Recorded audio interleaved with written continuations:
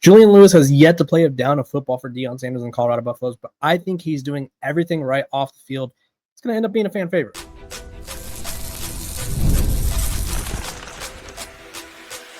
You are Locked On Buffs, your daily podcast on the Colorado Buffaloes, part of the Locked On Podcast Network, your team every day. Welcome to Locked On Buffs. I am your host, Kevin Borba. Today's episode is brought to you by Game Time. Download the Game Time app, create an account, use code LOCKEDONCollege for $20 off your first purchase. We are also brought to you by the Locked On Podcast Network. It's your team every day for free and available wherever you get your podcast. So do me a favor, make sure to like, subscribe, follow, so you don't miss out on a moment of the coverage. I can keep my job and we can keep having fun covering the Colorado Buffaloes. Let's talk Julian Lewis. Now, polarizing player, right? Committed to USC for what felt like, I think it was a full year, if not close to a full year. And all of a sudden he backs off his commitment, right? USC and him, they get cold on each other, whatever. The wagons start circling, right? It's Georgia, it's Indiana, it's Colorado, all these Auburn was in the mix, right? All these programs, some of them more notable than Colorado in terms of recent success. They're after Juju Lewis. He's a 5-star, ESPN's number 2 quarterback in the country behind Bryce Underwood. Throws a great ball, has a lot of confidence, a lot of swagger. You could tell players gravitate towards him.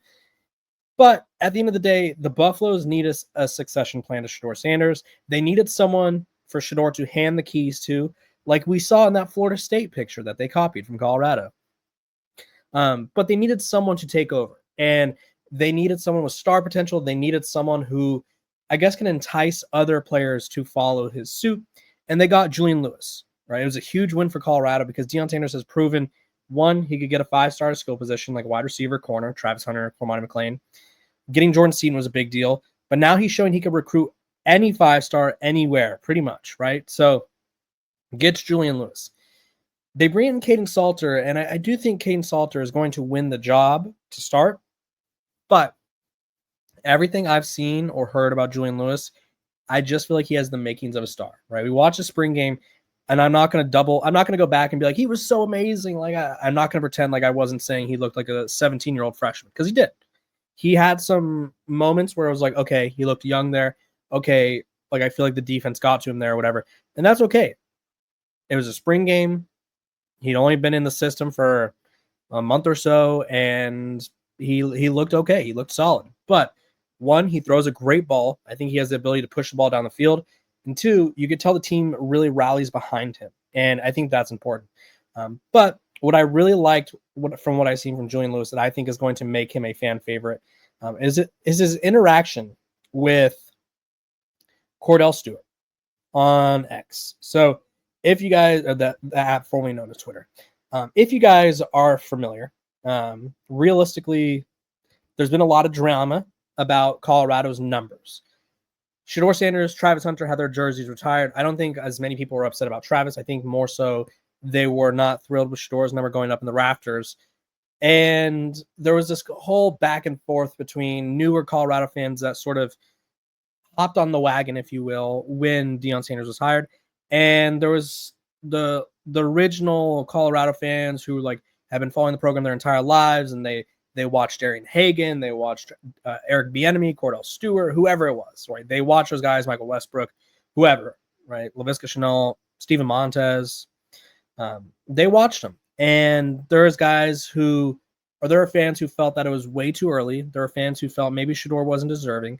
And there was just a whole lot of drama wrapped around the jersey retirements. And a lot of the problem, I think, comes from the fact that Colorado, as a program, not under Deion Sanders, but in the decades that have passed, did not do a good enough job honoring those who came before Travis and Shedeur, right? There was guys who should have had their numbers retired that didn't. And there's guys who deserve to have their numbers retired that it doesn't even seem like they're in the process of. So it got confusing. It got very toxic.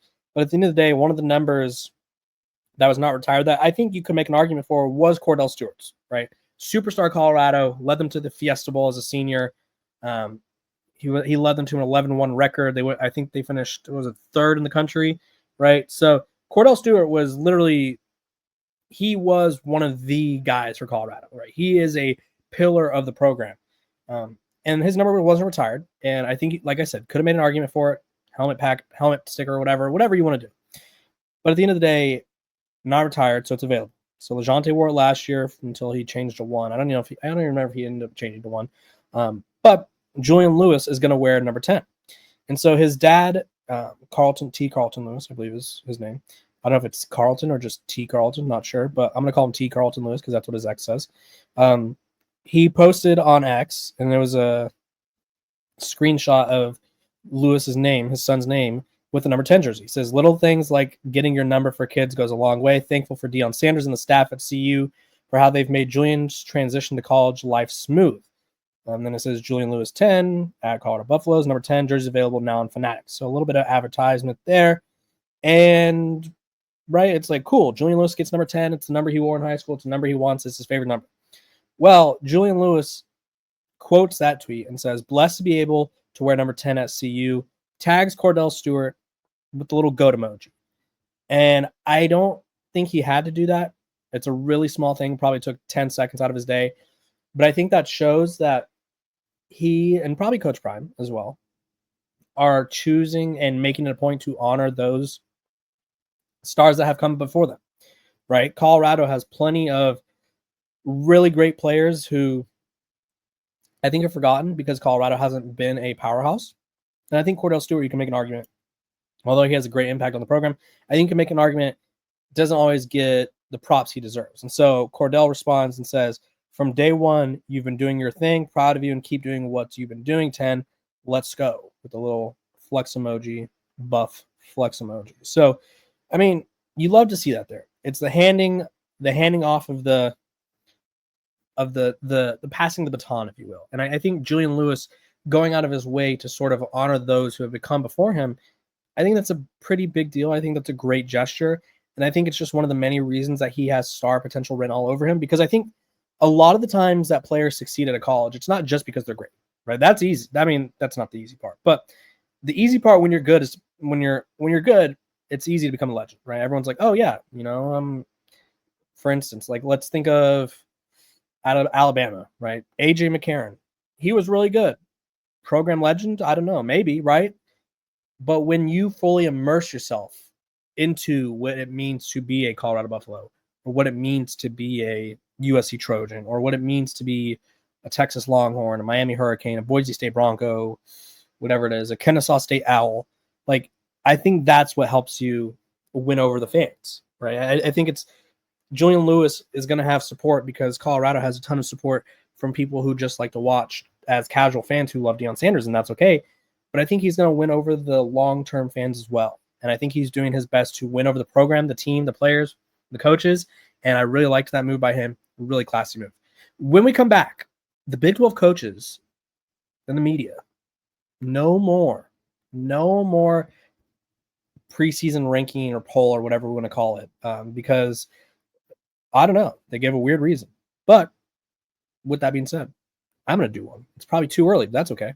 We're going to do it anyway when we come back.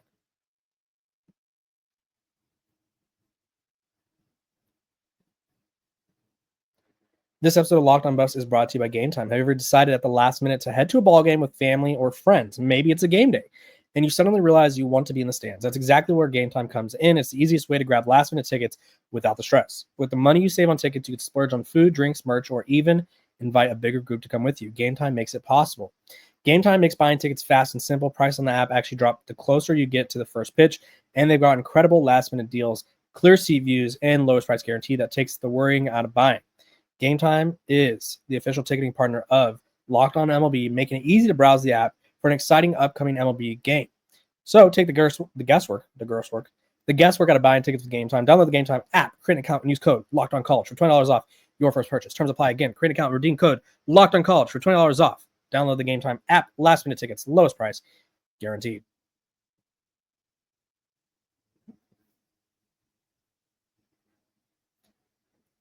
Welcome back to Locked On Buffs. Appreciate you guys for tuning in every single day. I'm Kevin Borba, host of the show.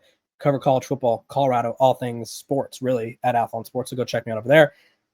The Big 12 ADs and the coaches, they decided, you know what? No more preseason poll. They're going to do the all-league teams, but I think last year they got a little bit rattled, and I think it hurt them as well in a way because it was like, oh, the team you picked last won the conference, and everyone's like, oh. So Arizona State was projected to finish 16th, and now they're just like, you know what? Maybe we don't know ball, and I'm gonna see if I know ball. So I went through, ranked all 16 teams based on how this is my preseason poll, my preseason power ranking, if you will. And I gave quick little bullet points as to why I'm confident or not confident in the team. As you can imagine, a lot of it is quarterback based, a lot of it's offense based, because I feel like that's what drives and charges college football these days. So we're going to start from bottom and work our way up to the top.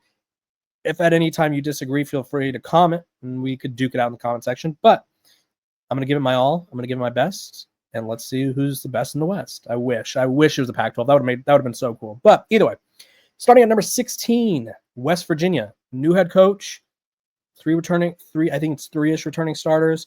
Iffy quarterback situation. They have Nico. They have Jalen Henderson. I just feel like there's a lot going on. It's a bridge year. It's a pivot year for them. I think that the Mountaineers are in a position where I think they're not expecting to win it all this year. They're not expected to contend. And you just look at, I guess, the class they brought in under Rich Rod, and it's not a bad class by any means, but is it a class that I think is going to lead them to glory right away? Probably not. I think it's one of those things where you lose a lot of talent.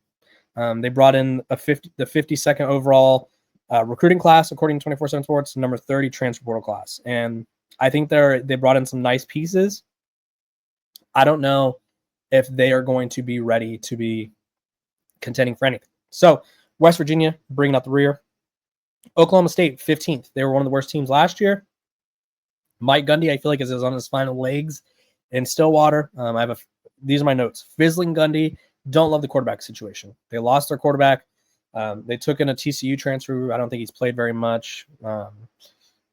I just don't love the situation for Oklahoma State. They lose Ollie Gordon, who wasn't very good anyway. And I just feel like this program's in a find myself year in a way where it's like figure out like, hey, do we have something with Mike Gundy, or do we really need to change the guard over at head coach? Number 14 with an asterisk. So this is operating under the assumption of like what we know now, and what we know now is that we don't know anything about Jacob Retzloff's situation. The BYU quarterback caught up in some legal troubles, was accused of some very not so great things. Which obviously there's a lot that still needs to unfold. I'm not going to pretend like I'm a full expert on the situation, but he's currently going through, or was accused of sexually assault. So he's dealing with that. Without him, I don't know what BYU has a quarterback. I know they have Bear Bachmeier, true freshman, transferred from Stanford. Don't know if he's going to be good enough to keep them at the level that they were at last year. If Jake Retzloff plays, then I would probably readjust and slot BYU much higher. So right now they're at 14 simply due to the big question marks around them. Arizona, brutal offseason losses. I do think Noah Fafita kind of lifts them a little bit, because if he can return to at least half as good as to what he was 2 years ago, I think they could be better.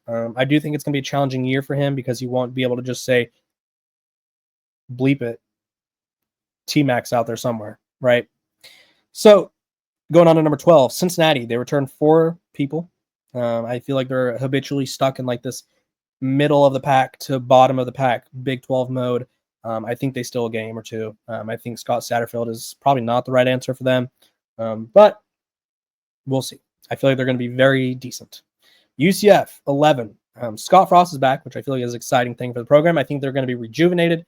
He's brought back, I think it was McKenzie Milton. He's brought back a couple of other program legends to help coach. Quarterback situation is meh. They lose a lot of key players, but I am high on Scott Frost and UCF. So I feel like I'm really high on Scott Frost as a coach at UCF. I think in Nebraska it wasn't a fit. I think they just forced it. And I like UCF better than I think most do. Kansas, I have them at 10 because I don't trust Jalen Daniels to stay healthy. If Jalen Daniels stays healthy and this team is able to run the ball and be physical, they could be a top 3-ish, top 5-ish team. But if you're telling me like, hey, would you be willing to bet the house that Jalen Daniels is going to play 12 games? No, would not. And the quarterback position, it's a big deal. Houston, really good defense. This is number 9. really good defense, better quarterback play than Connor Weigman. I think he got a rough break, honestly. I do think that Texas A&M didn't work out for him. He was heralded as like, this guy is going to be the next great one, or the next, not next Johnny Manziel in the sense he played like him, but the next great quarterback, right? 2023, threw for 8 touchdowns, 2 picks.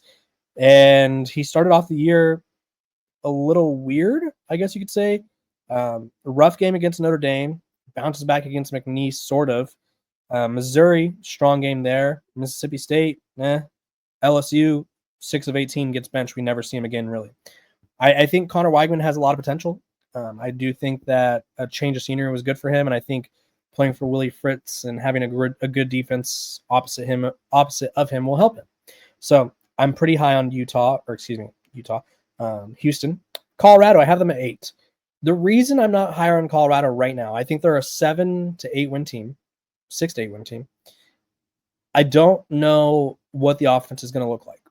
And that's really the big holdup for me is, can Pat Shurmur adjust to the personnel? That is my big question mark. If I see Pat Shurmur adjust the personnel, I think this team could be a Big 12 contender. Caden Salter is one of the best dual threat quarterbacks in the country. They have a lot of really good wide receivers. I don't think it's going to be as good as last year, but they have good receivers, good playmakers.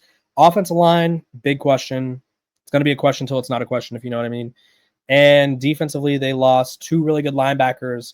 They lost Travis Hunter, who offensive wide receiver, offensive star, defensive star, does it all. So I have Colorado sort of in the middle of the pack. And I think if you told me that they're in the top, that wouldn't surprise me. If you told me something goes wrong with Pat Shurmur's offense, that wouldn't surprise me also. Deion Sanders has a quick trigger when it comes to coordinators. I think Pat Shurmur's like the 6th coordinator that Shedeur played for. So Coach Prime is pretty willing to move on from an offensive coordinator. So we'll see if things get a little rocky, what happens there. 7, I have Utah. I expect a bounce back year with Devin Dampier at quarterback. Their new offensive coordinator, Jason Beck. I know it's Coach Beck, from New Mexico. Sorry if I butchered his name. Much more modern offense. I think this offense is going to be really more electric than it has been in the years past. I just don't know if Devin Dampier is as polished of a passer as he needs to be, right? He had a lot of turnovers last year, granted against worse competition, and he probably didn't have as good of a roster, but I think against worse competition, he should be able to protect the ball more. 12 touchdowns, 12 picks, but he did run for 1,000 yards and 19 touchdowns. So I think he brings a new dynamic that Utah has been missing. Iowa State, friendly home schedule, veteran quarterback, Matt Campbell. I feel like this is a good spot for Iowa State. I feel like they're always in the thick of things. I don't know if they'll ever be the bride, though. Had them at 6. Baylor, I love Sawyer Robinson's game. I think Baylor had a really good run game last year. I expect them to always have a good run game, a stout defense. And I think with Sawyer Robinson really hitting his stride, this team could shock some people. TCU, I like Josh Hoover. I like Josh Hoover a lot. I'm all in on the Josh Hoover train.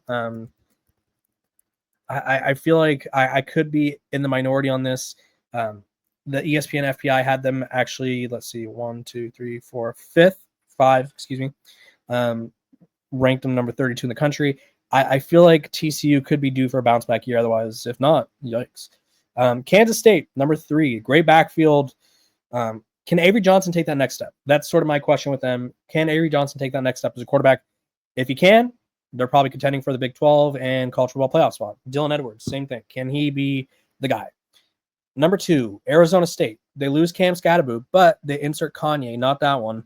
The transfer from Army, who I think is going to be one of the better running backs in college football. I think that was a perfect sort of addition for them because he's a guy who I feel like I don't know if they're going to use him the same way they did Cam Scatterbo because I don't know if you can ever do that again. But this guy, 6 foot, 215, 1,100 rushing yards, 10 touchdowns, 6.2 yards per carry. I mean, he powered. He's a power guy, right? He's a guy who I trust to make plays, and I think he's going to be a pretty significant role or significant player in that offense. Then number 1, Texas Tech. They have the number 1 transfer portal class. I think they are going all in on football. I mean, really all sports. They paid a softball pitcher, Najee Kennedy, $1 million. And although they lost, it worked out. So Texas Tech is a program who, at the end of the day, I think they're investing a lot in football. I think that they are really trying to be that team that could take over the Big 12, because I do think the Big 12 is up for grabs.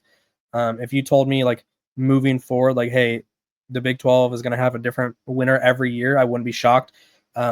48th recruiting class, but number 1 or 2, depending on where you look, transporter class. And they brought in some big names, some heavy hitters, right? They brought in Micah Hudson, 5-star receiver, who actually started his career there, went to A&M, came back. They brought in David Bailey, who's one of the best pass rushers in the country. They brought in Howard Sampson, offensive tackle from North Carolina. They brought in just talent everywhere, really. Like I look at this portal class and I'm like, dang, they really went all out there. They got Quentin Joyner, running back from USC. Cash Cleveland, center from Colorado. He was really good. So I have Texas Tech currently as the best team. I think they brought in enough talent to make Baron Morton look better than he is. I don't think Baron Morton's the best quarterback in the Big 12 by any means, but I would say he's top 5. And I think if you have a top 5 quarterback and a really good team around them, you can win some games. So that is my preseason rankings. You guys let me know what you think. Drop yours in the comments. Tell me who's too high, too low.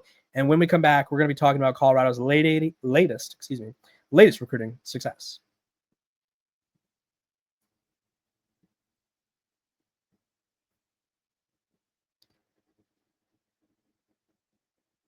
This episode of Locked On Buffs is brought to you by the Locked On Podcast Network. It's your team every day for free and available wherever you get your podcast. So if you're not already, make sure to like, subscribe, follow, so I don't miss out on a moment of the coverage. Let's talk Buffs. They are kind of on a run right now. They've landed 2 DBs in the past couple days. They landed 4-star corner Preston Ashley out of Mississippi, and then they dipped into NOLA, New Orleans, that is, and got, I almost said drafted. I mean, I guess maybe drafted, not really, but you know what I mean. They landed 3-star corner from Edna Carr, Maurice Williams, 1,500th player, 1,518th player in the country, 130th corner in the country. He had a pretty extensive offer list, around 20-ish offers, which, I mean, a lot of these programs, again, I think anytime you go into the South and you get a player who programs in the South want, it's a pretty big deal, right? He had schools after him like Georgia Tech. He was a Liberty commit. Ole Miss offered him. UCF offered him, right? A lot of those, Houston offered him, Louisiana Tech, more of an under-the-radar guy. But I think if you're Colorado, you need to take a chance on some of these guys. You need to see if you can develop them. He helped his team win the state championship last year. Almost 6 foot, 5'11", 172. I think he's an underrated recruit. I think he's kind of overlooked. And I think Colorado has done a good job of developing the younger guys that they have and finding these hidden gems. And so really big addition there. Their recruiting class now ranks as the 102nd in the country. I think that they have a lot more noise to make in the coming weeks and days. But you look at the recruiting class, it's a 4-man class right now, headlined by none other than Mr. Preston Ashley. Then they also have Gavin Mueller, the tight end, 6'5", 255. I like his size there. I like his athleticism. You have Demonte Pecco Jr., number one athlete in the JUCO ranks, number 5 player overall, and then Maurice Williams. So I think they're putting in the work. I think we're going to see a lot more recruiting successes in the coming days. A lot of recruits are announcing their commitments in July. So we will keep you guys covered. That's what we do over here on Locked On Buffs. So make sure to like, subscribe, hit that subscribe button if you haven't already. Give me 5 stars, and I will see you guys next week. This has been Locked On Buffs.